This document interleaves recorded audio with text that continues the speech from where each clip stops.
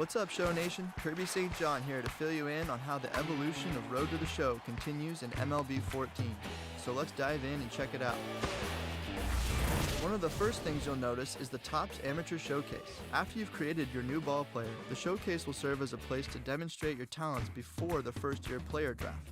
You will play a series of 3 games for your home region, West, Central, East, or International, against the best amateur AI players from the other regions. Your performance in those games will greatly impact the beginning of your career, as it will determine your draft position and your player's starting potential rating. We've also enhanced the draft experience. You will now hear all of the selections in your projected round, and most importantly, you'll get to hear your name called by the team you impressed the most.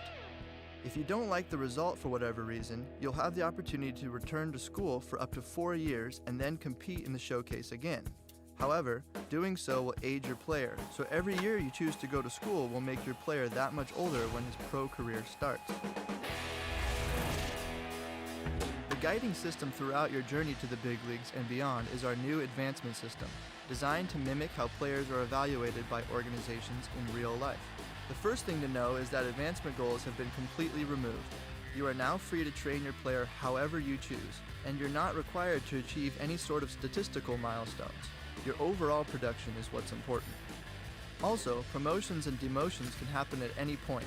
Such decisions are no longer made after set periods of time, and there's no limit on where you could get moved. This means you may skyrocket to the majors straight from AA, or get stuck behind an all-star and have to seek other opportunities.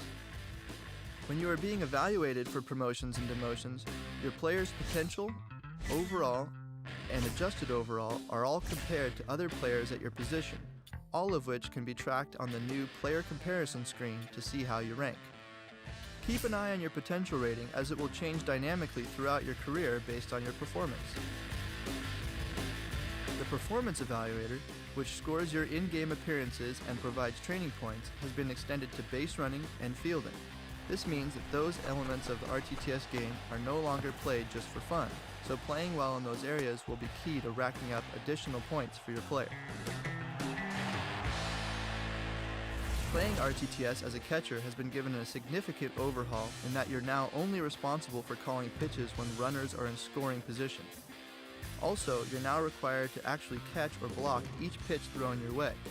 Those two changes combine to make playing as a catcher a much quicker and more engaging experience.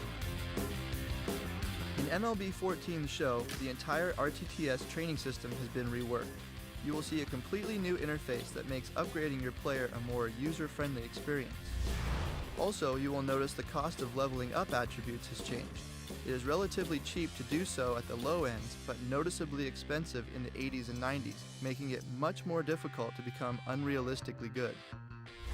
The most exciting part about all of this is that there's a lot more to talk about that I haven't had time to touch on.